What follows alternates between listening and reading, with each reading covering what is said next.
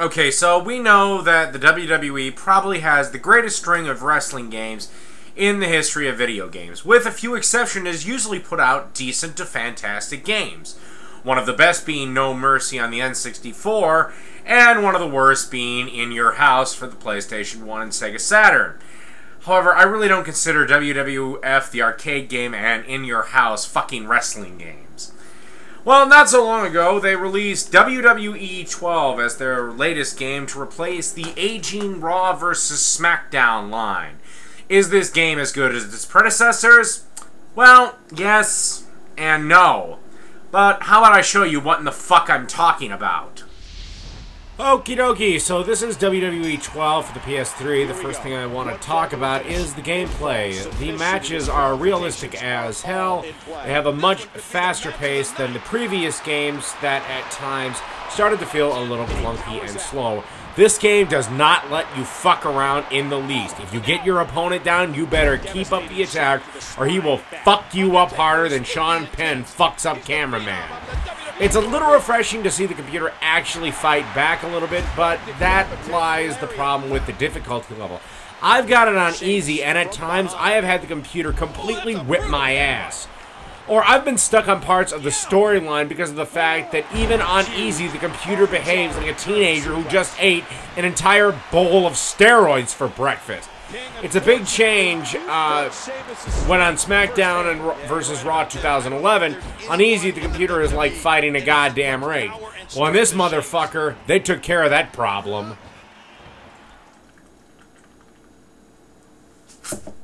I will say that even when this game is a pain in the ass because of an absolutely rabidly insane opponent, it does add a certain challenge to the game that kind of keeps you coming back. Okay, so new to the Create mode this year is Create an Arena mode. Well, this mode, if you have an hour to kill, is cool. I mean, if you're into creating stories for online play, I mean, I guess it'd be really nice to create your own damn arenas.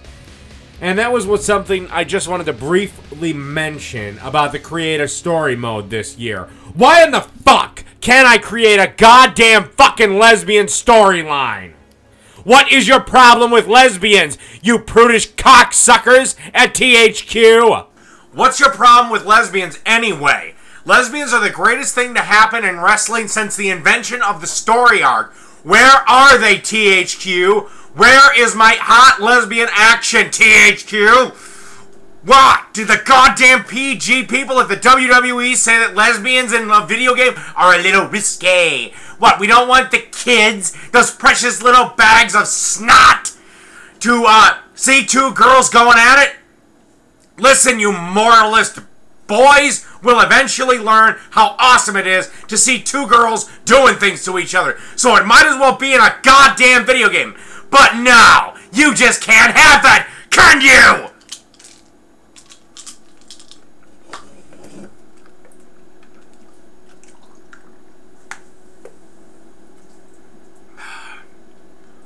Okay, I'm better.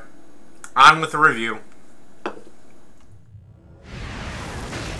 Alright, let's talk about something else that got a major overhaul this year, and sadly it's a big step back for this franchise. It is the control.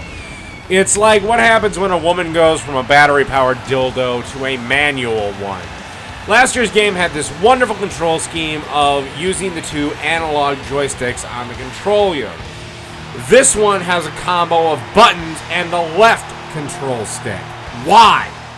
Last year, to grab, all you had to do was basically use the right control stick and you would be fine. It was nice and simple. Well, now guess what?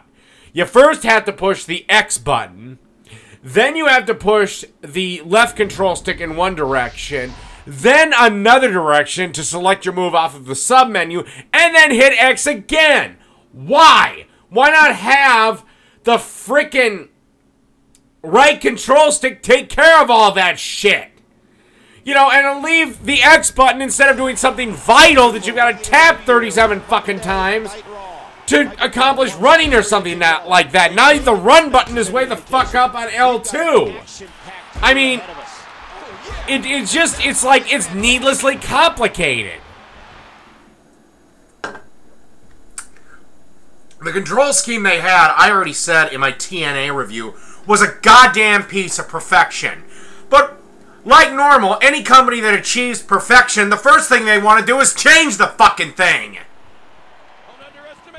That's another thing this game had perfect and decided to fuck it all to hell. The fucking running and the running hit detection. Last year, it was really good. You could clothesline someone from pretty much fucking anywhere. This year, you better be doing your strike or grapple fucking days in advance, or the computer will reverse you and do their own damn move. And most of the time, they do this before your brain has told your fingers to press the fucking button. Thanks to the control, the fucking reversal system is all fucked to hell and requires fucking precision. Seriously, nailing the reversal is about as hard as trying to get a BB out of your pee hole. It wouldn't be so bad, except that you need to reverse, because once you get up from something, you do not have time to turn around, throw a punch, or get the fuck out of there before your opponent is on you like Michael Jackson on a 12-year-old.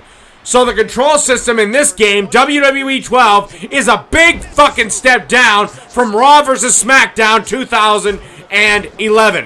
One big improvement I will give this game is the fact that unlocking characters is much easier than all that secretive shit you had to do last year. Okay, now let's talk about the two game modes. First off, I'd like to say I am still working on the road to WrestleMania right now, so I might have another review about that later on.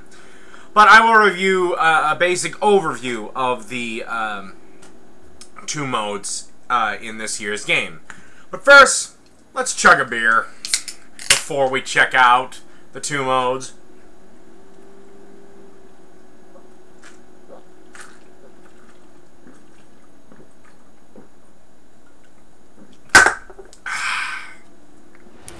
Okay, so this is the WWE Universe mode for this year's game, which is an improvement on last year's. The random events seem to kind of come together in a crude storyline.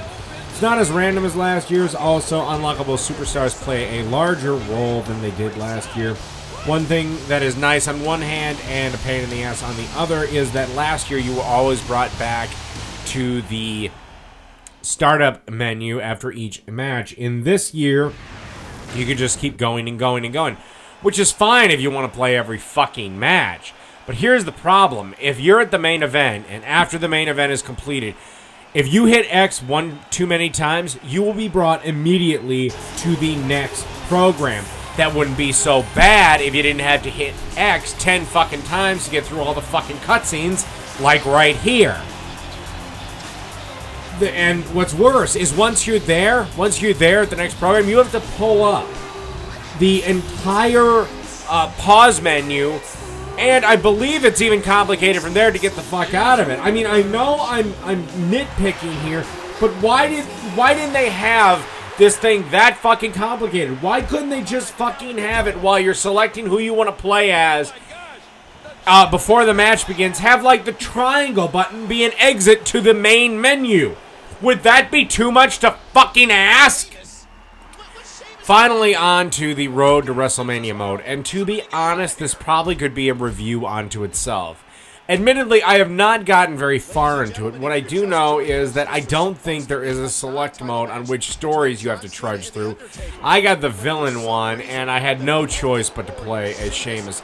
Instead of this story being more of a series of matches, it's more of like a series of cutscenes that you have to play through.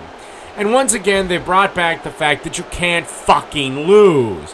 That wouldn't be that bad except for the fact that some of these challenges are fairly tough because of the new control system, which really cripples this game and makes this one of the unfunner Road to WrestleManias I've played.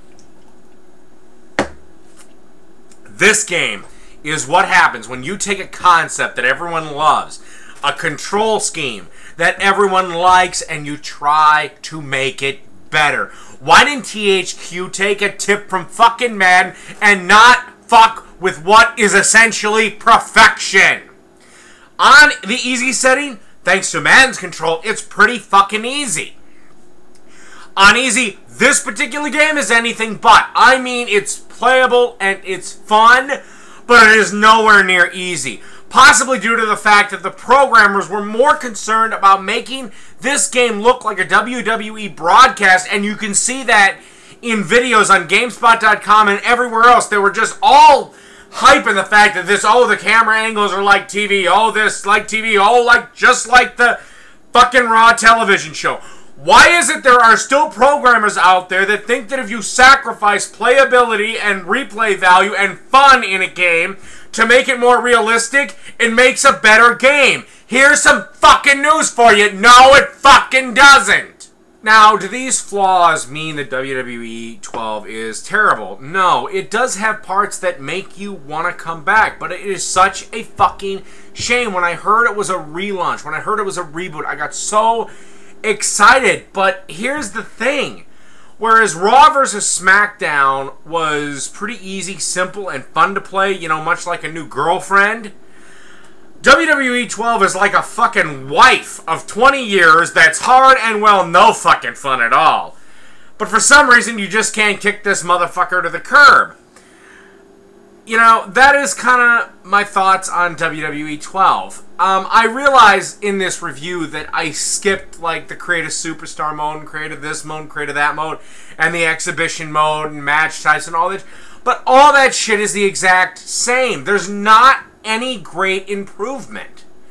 I mean, there were improvements in some areas, but in most areas, they went completely ass backwards. The new grapple system in this game is fucking retarded. So, as far as I'm concerned, WWE 12, not a terrible game. However, it is certainly not living up to Raw vs. SmackDown 2011. Just my thoughts.